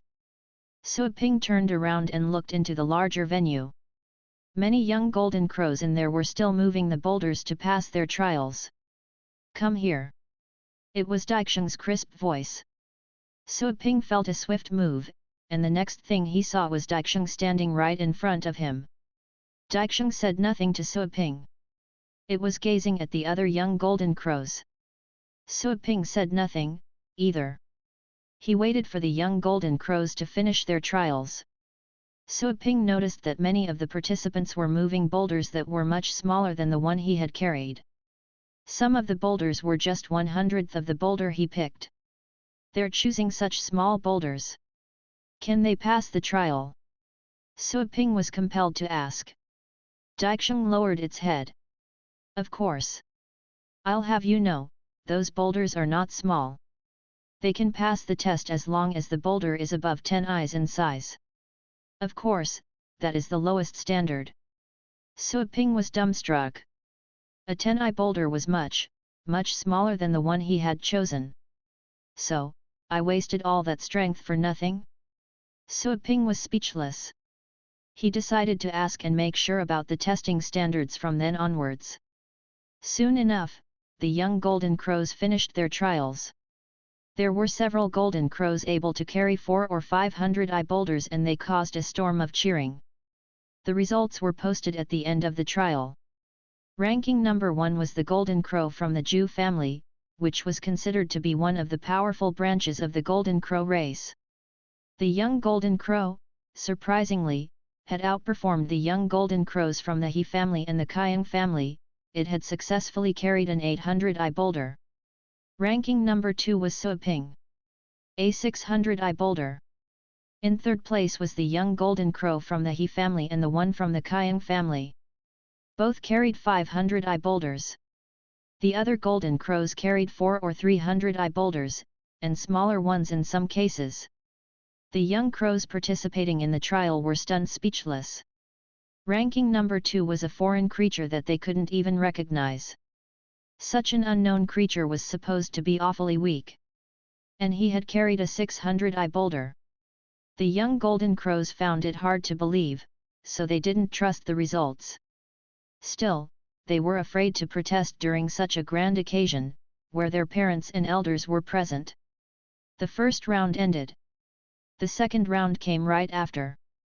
The second round would gauge the spirit and soul.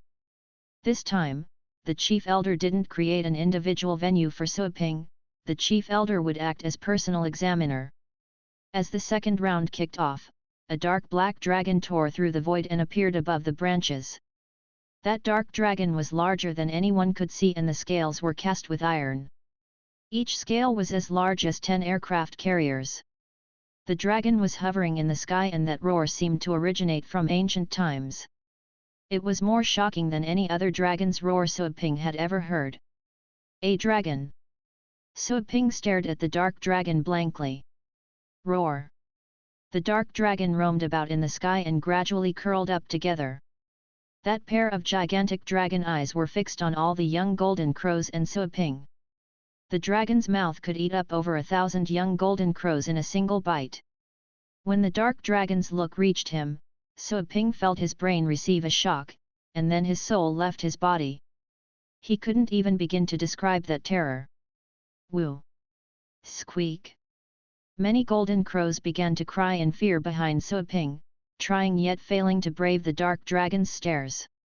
Some golden crows covered their heads with their wings, shaking in fright.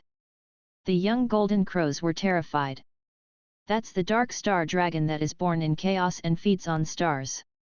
Daixing explained with a grave mind. The explanation was for Suoping. Suoping looked at Daixing. The second round is about to begin.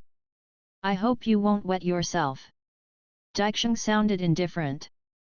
Suoping focused his mind. A creature born in chaos?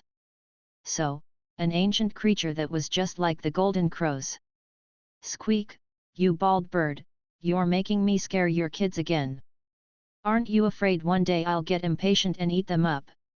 The dark star dragon grinned a cold grin at the young golden crows. Since the beginning of chaos, the dark star dragons and the golden crows had been fighting against each other.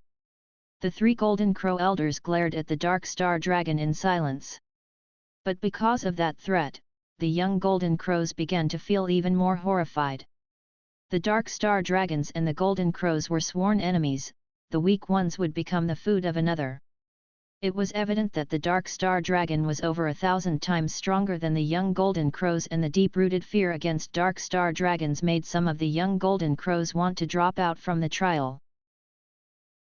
It was just like an ordinary person being fine with seeing a snake, but it was an entirely different thing to find an item in a pit full of snakes. Dark blood worms. So Ping didn't understand. Daixing helped him. The dark blood worms live inside the dark star dragon and can make very disturbing sounds. Those with a weak spirit can lose their bearing because of fear. Try to be careful. So Ping asked a critical question. How many dark blood worms am I supposed to catch to pass this round? How many? Daixing glared at him from the corner of its eye. Catching one will be good enough. So Ping finally set his mind at ease. If he hadn't found out, he would have tried catching as many as possible till the end of the round, or else he would always be worried. Come on in, kids, the dark star dragon said. It opened its bloody mouth to reveal its fangs. The dark swirl inside the mouth carried a sense of destruction. The first step for that second round was to get inside the dark star dragon. Many young golden crows felt their blood freeze as they stared into the dragon's mouth. So Ping, too, felt stressed. The dark star dragon's rank was lower than that of the 3 golden crow elders, but the 3 had restrained their energy while the dark star dragon was unleashing all the violence it had. It made the young golden crows feel that they were drenched in an ocean of blood. But I've seen things like this before. So Ping managed to calm himself down quickly. He had seen other creatures like that and they, too, didn't hide any strength. So Ping had been convinced by the system's ability of revivals in the previous round.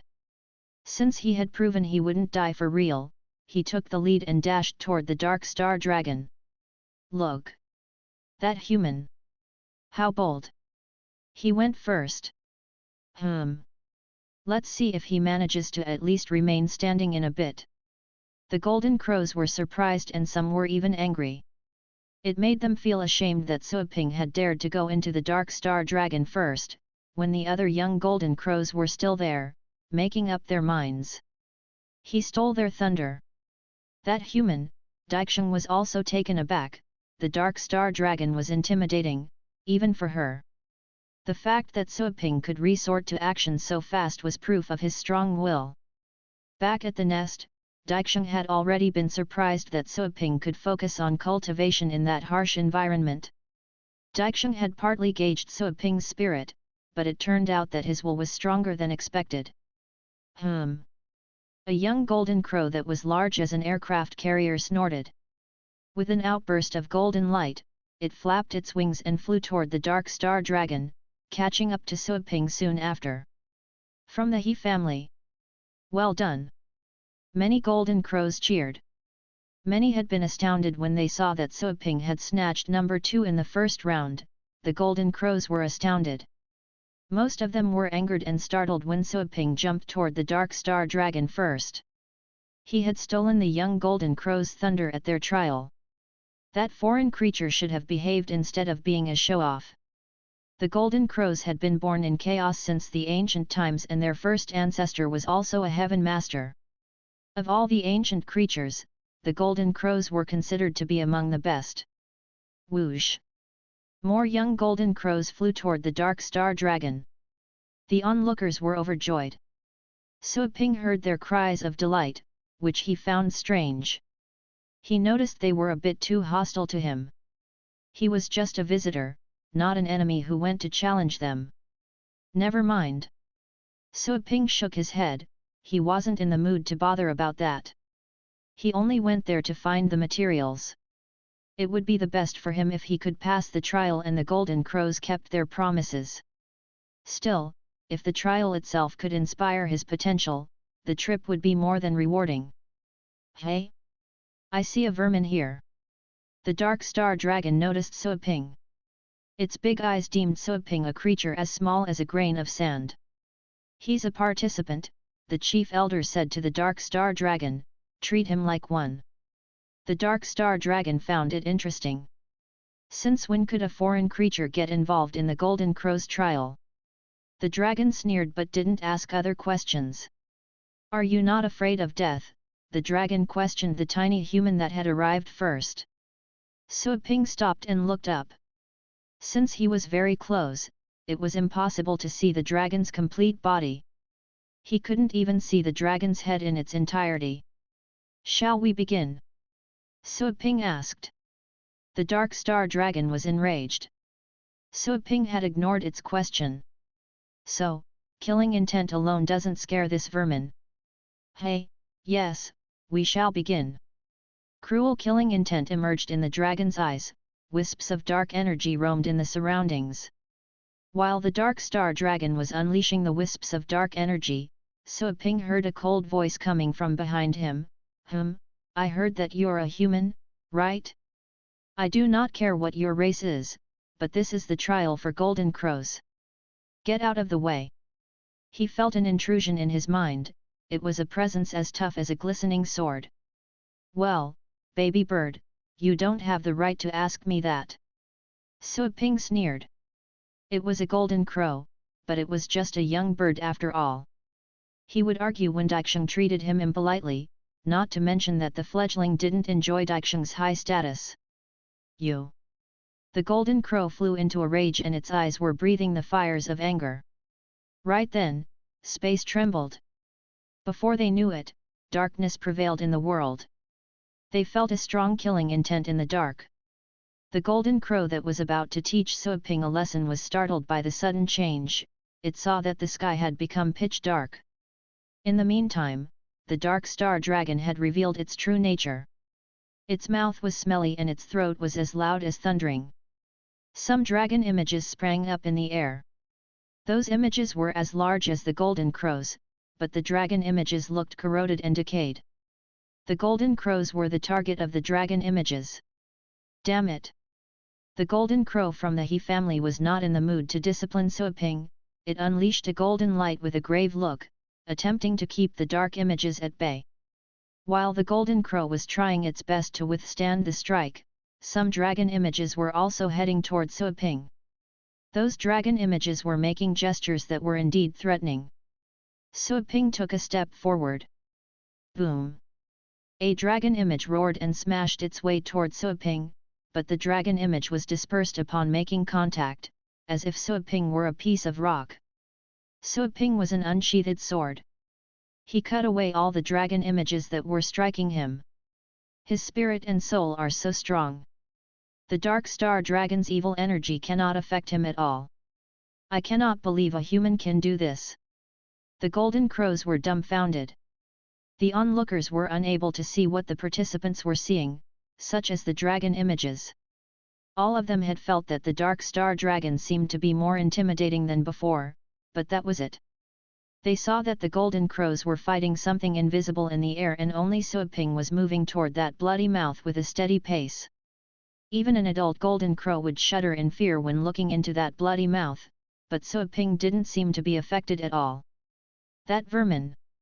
The Dark Star Dragon noticed that as well. It, too, was both angered and surprised. This beast was an immemorial savior born in chaos. The golden crows had captured it and used it to test the young golden crows, but the dragon thought it wasn't too bad. What it could not accept was for such a puny foreign creature to belittle it. Roar! The Dark Star Dragon snarled and bared its teeth at Suaping. Suaping's eyes were turning redder. The force field began to appear behind him, bit by bit. The force field grew larger and larger. There were demons dancing around. The force field was like a portal to an unspeakable world. They were able to catch glimpses of massive creatures inside. That is the soul mirror. The golden crows were taken aback. What surprised them was not the fact that Suaping had been able to manifest the soul mirror, but the fact that the things inside the soul mirror. The three elders wore solemn expressions. A gigantic creature was running around in the force field. The three elders became frightened, they perceived something with a power on par with them. No one could fabricate the creatures in the soul mirror. Only the things witnessed with one's eyes could be reflected in the soul mirror. That was to say, Suoping had seen those horrifying things himself. That human is strange. Once again, the three elders were shocked by Suoping's mysterious traits. His rank was low, but the soul mirror was threatening, the creatures inside were bloodthirsty and cruel. If Suoping had seen them, they must have seen him as well. Suoping would have most certainly died if he ever met those creatures, unless those creatures hadn't bothered about that puny human. Wait, is that? All of a sudden, the chief elder narrowed its eyes. In the spinning force field, a skeleton sitting on a throne flashed past its sight. Around the skeleton's feet were piles of white bones. The majestic skeleton was resting its eyes on the throne, but no one could ignore it. Inside Suoping's force field, the skeleton was slowly looking up. It seemed that the skeleton was able to look through time and space, straight into the chief elder's eyes. The elder crow's heart skipped a beat, it immediately prepared itself for defense. But the skeleton disappeared. That was a Heaven Master, the elder on the right said with a trembling voice. Heaven Master. That was a name that had a bewitching magic that silenced the three elders. Is that the human's Heaven Master? The elder on the left asked after the silence. The chief elder replied, no. That Heaven Master carried a strong undead energy, not like the human Heaven Master I met.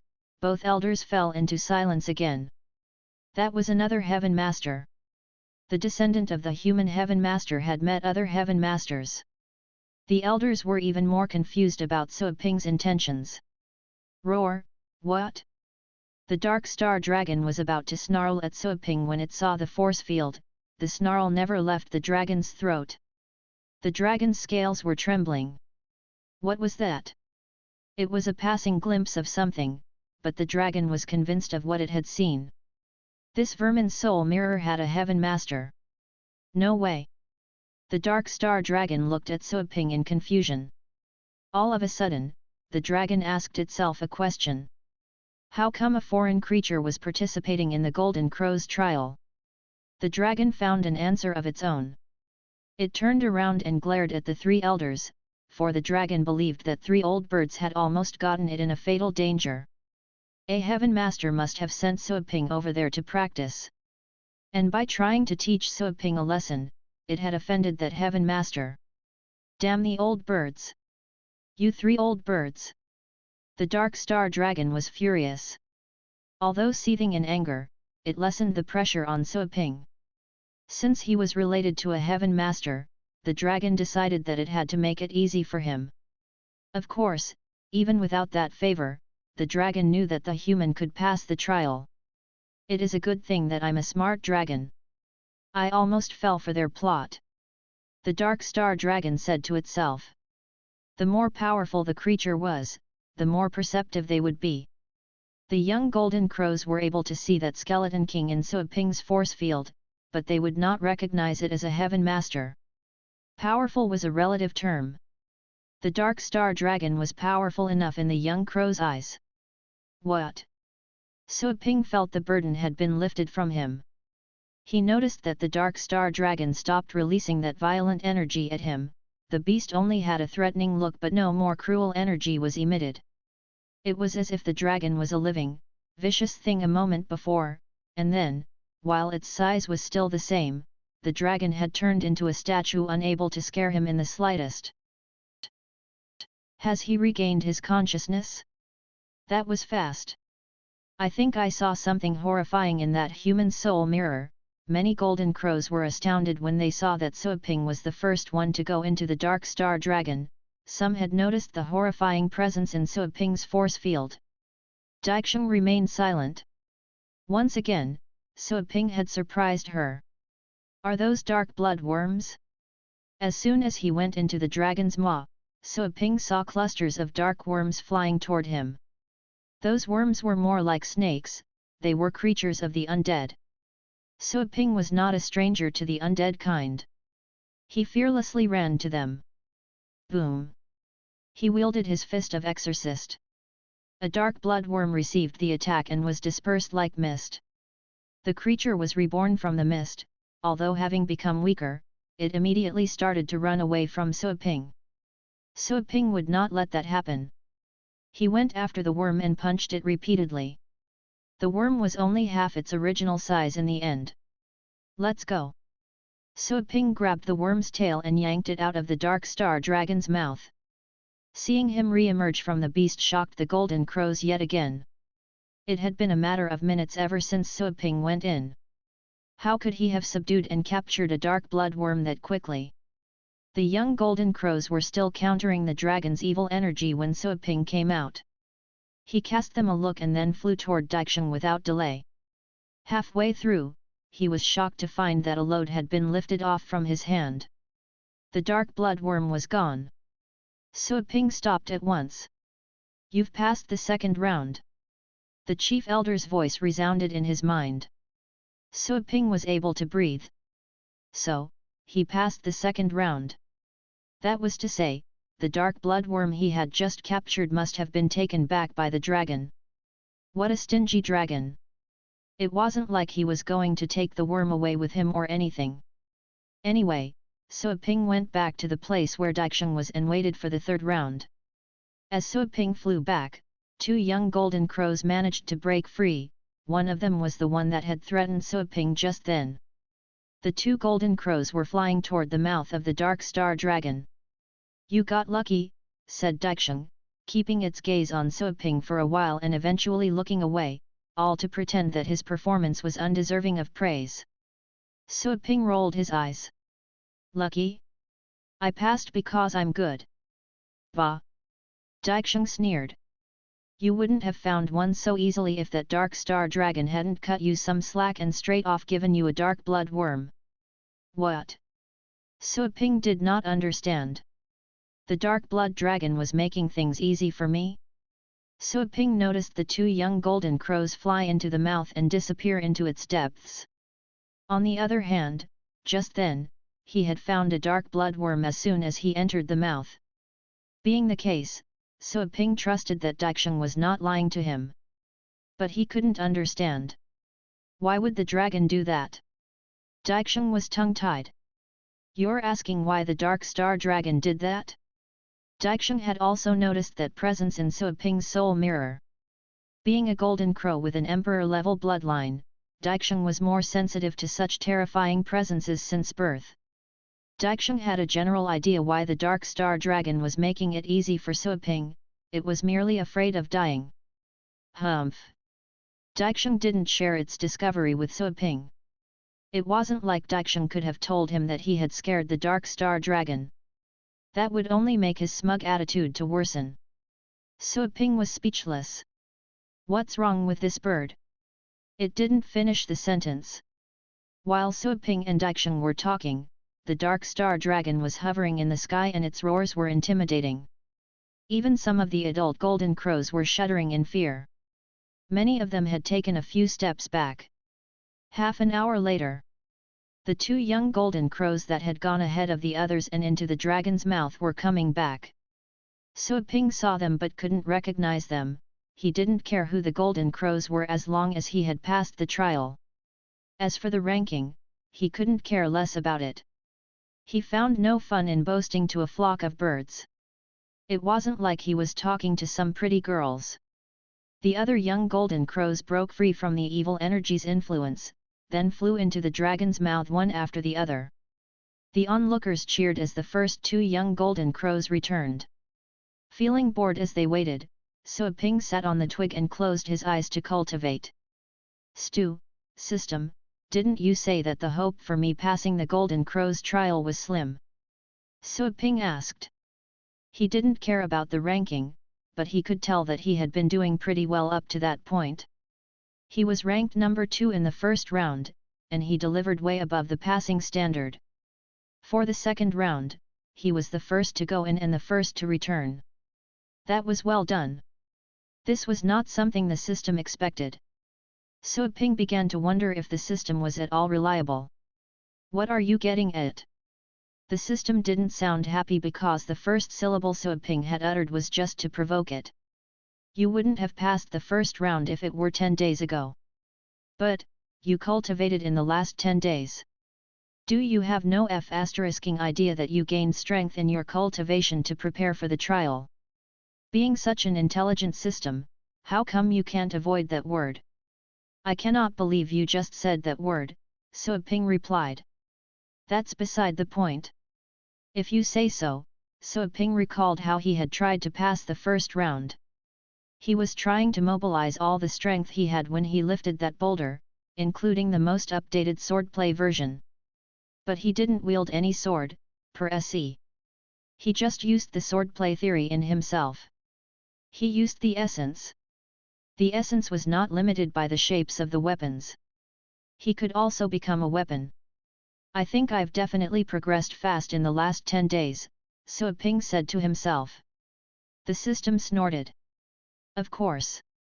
Apart from what you learned during cultivation, your constitution is different from 10 days ago. Will you just look at this world? It belongs to the ancient times. What you sense is not astral power in the air, but the chaotic anima born from chaos. While being on this celestial star, your body has been refined hundreds of times in the past 10 days. Your bodily strength has reached the peak of the void state, and when you use other strength augmentation skills, your physical strength can even be compared to that of the fate state. Soaping was surprised. My body was refined? My physical strength could be compared to that of the fate state? He lowered his head. He saw that his pores were glistening. The divine energy inside him was richer than before. When visiting the demigod burial, he would often bathe in Joanna's spring, and he had gathered a fair amount of divine energy. At the moment, he noticed that most of his blood vessels had become golden, the divine energy inside him was twice as much as before. I've stayed here for 10 days and this happened. This is a top-level cultivation site. The mere fact of surviving in this place is going to benefit you, the system continued. You've also been using the chaotic star chart in the past 10 days, thus being able to absorb chaotic anima. The result is stunning. Besides, you were staying in the nest of that golden crow with emperor-level bloodline. The chaotic anima in that nest is over 100 times richer than in the outside. Soaping blinked. That nest? He looked at Daixing, who was looking at the sky. So, I profited because of that condescending bird? Soaping was not all happy about it, because he found that bird was indeed kind of petty. What you've gained in the past 10 days can even be compared to reaching the solar bulwark's second level, the system concluded. Soaping nodded. He did feel much stronger than before. He just wondered. After collecting the materials he needed and reached the second level, how strong would he become? The second round lasted 3 days. Of course, that was calculated based on Soaping's time. It was less than half a day according to the time flow on the celestial star. Soaping cultivated during those 3 days, he had to remind the system to keep deducting the energy points. The daily admission fee was 9,000 energy points and the renewal was automatic unless he asked to be sent back. After the second round ended, the chief elder announced the result. Soaping was number 1.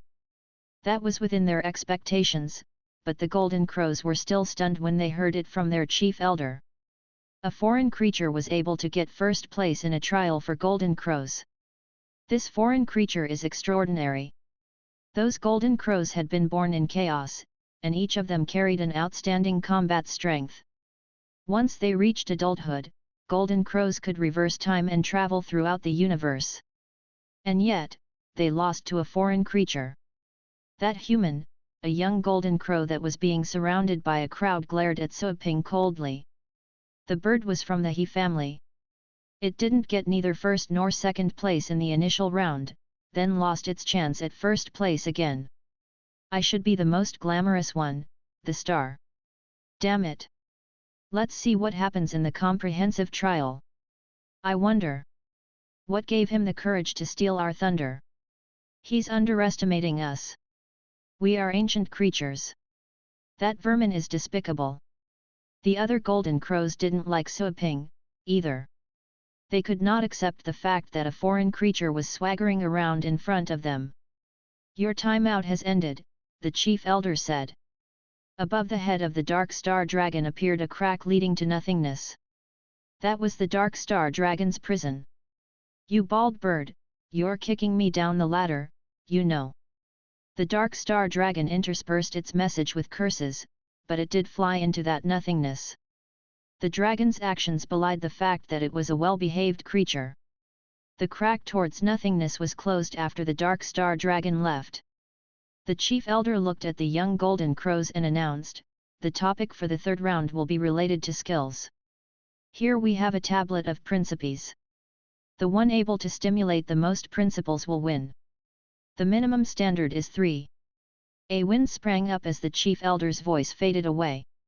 A great amount of massive tablets gradually descended from the sky and landed on the twigs. The young golden crows were like ants when standing in front of the tables, Suaping was like a grain of sand.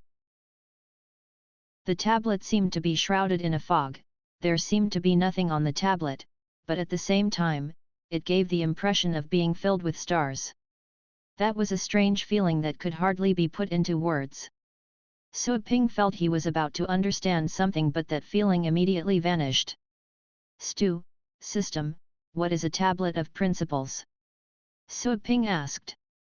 "Don't try me," the system warned Suaping. Suaping pretended to be confused. "What are you talking about?" You know what I'm talking about." The system stopped this badgering and began to explain to Suaping, "Just like ancient creatures, the tablets of principles were born from chaos, except that the tablets of principles are not living creatures.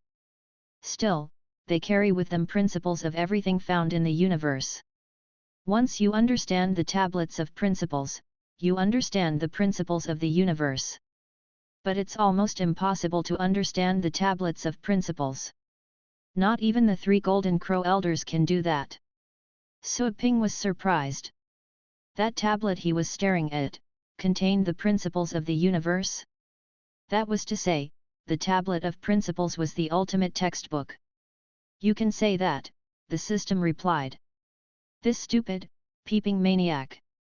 But, to even start to learn the tablet of principles, you must be at the star rank or above. You can't understand the principles if you're not, and even if you can, the learning would make your head explode," the system added. Suaping decided not to hold the system accountable for all the peeping since it did offer an explanation. He had become used to the snooping system anyway. "You said that the 3 elders haven't yet fully understood the tablets of principles. Are you saying that anyone who can understand the tablets would be more powerful than the 3 elders?" Suaping asked. "Of course." Suaping gasped. The 3 golden crow elders were terrifying creatures, able to destroy the blue planet within an instant. The deep caves crisis for the blue planet was nothing for those golden crows. That tablet of principles was an artifact that could help anyone accomplish such a feat in one go. But, one had to understand the principles for that to happen. Also, if you don't have enough brain power, you can analyze the tablet of principles for 10,000 years and still be unable to understand it, the system continued. "The system? Yep. What are you thinking of?"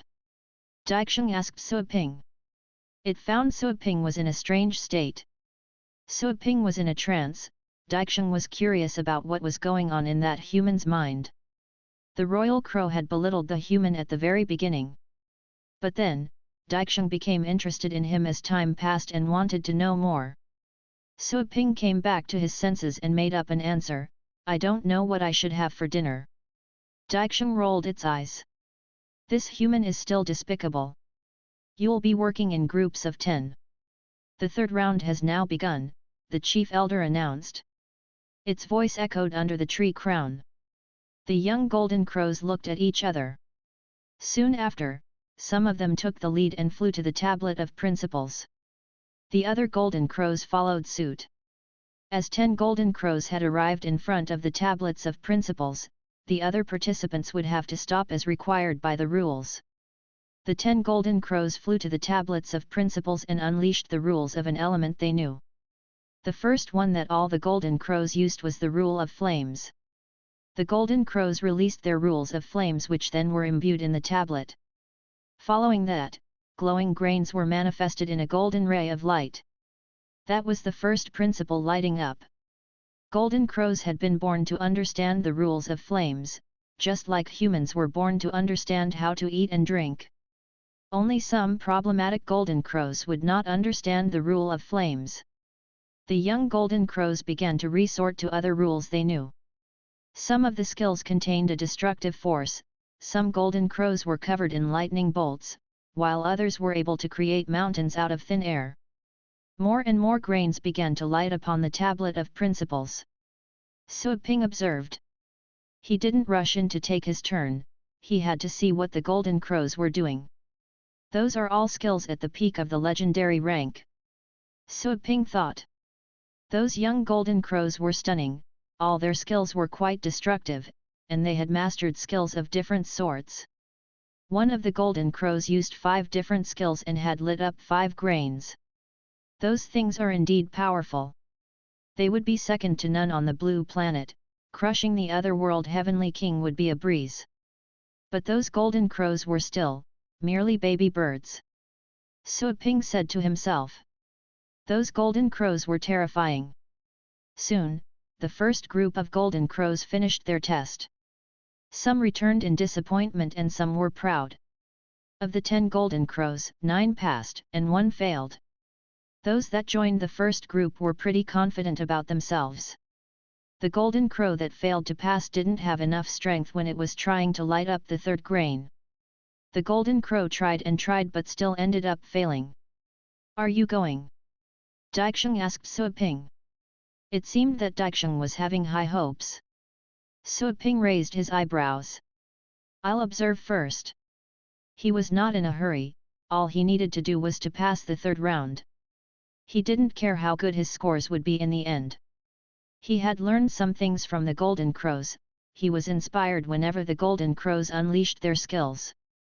The skills were a manifestation of rules and principles. It was usually hard to understand the underlying principles of skills, but maybe it was because he was standing close to the tablet of principles. Suoping noticed that his brain was active, he was able to see the underlying principles. It was an amazing feeling. It's a good thing that I can steal some knowledge, Suoping said to himself that the trip had been rewarding, even if he couldn't get the materials for the 2nd level of solar bulwark. As the first group returned, the second group flew away. They were eager to show their strength, unlike the first group of golden crows who were quite shy and hesitant. Soon after, 10 golden crows flew out and several more did fly away from the twig as well, but they weren't fast enough. By the time 10 had already gathered at the tablet, the slower ones would have to go back. The second group's performance was also marvelous, even more inspiring than the first group. All of them passed. 3 of the golden crows had lit up 4 grains. 1 had lit up 5 of them. Those golden crows have mastered different rules and their knowledge is profound. I wonder what the adult golden crows can do. The more Suoping observed, the more excited he was. Those golden crows didn't just understand the rule of flames, but other rules as well. When they demonstrated those rules by unleashing skills, their power rose to that of the fate state. As he watched, he thought of his dark dragon hound, which had mastered the skills of almost all the kids he knew. It was unfortunate that the skills the dark dragon hound had mastered were at the ocean state. He wondered if it could also learn the principles when its skills reached the fate state. I see that I have to train it harder. Suoping said to himself. Inside the contract space, the resting dark dragon hound was resting when it felt an urge to tremble. It was not a good sign. As time passed, more and more golden crows finished their 3rd round. The golden crow of the He family, the one that acted hostile toward Suoping, had also finished its turn. It had lit up 6 grains, the best result thus far. But, soon after, another young golden crow bested the He family golden crow by lighting up 8 grains. A huge sensation was swept across the crowd. So Ping could hear squeaks in his ears. He managed to understand some of the things the golden crows were speaking of in his mind. He learned that the golden crow that had lit up 8 grains hadn't done that well in the first 2 rounds. It was seen as a dark horse for that round. Its strength is not balanced, So Ping said to himself. That young golden crow nearly knew rules of all kinds. But So Ping found strange that apart from the usual rules of thunder, water, flames, light and darkness, there was something he couldn't identify. Principles are varied. Those that aren't marked as basic principles can also be used here, the system explained. The basic and most prominent principles contain countless smaller principles. You can also achieve great results if you can become an expert in one of the smaller principles. The rules of thunder and agility are seen as part of the principles. They work because the principles are supporting them. So Ping had become used to the fact that the system would interfere with his train of thought, and the answer was much to his liking. So, I have 2 already. I can pass if I can find the 3rd one. Find, the system snorted. You can try, you do have enough in you to pass this 3rd round. The hard thing for you should be the 1st round, but your cultivation during the past 10 days has helped you. You can wait for the end of the trial and have your potential inspired by the golden crows. Since the system sounded that confident, So Ping knew he could set his mind at ease. I wonder if the golden crows would want to help me, a foreign creature, by then. He shook his head. The 3rd round was about to end. Not wasting more time, he flew toward the tablet.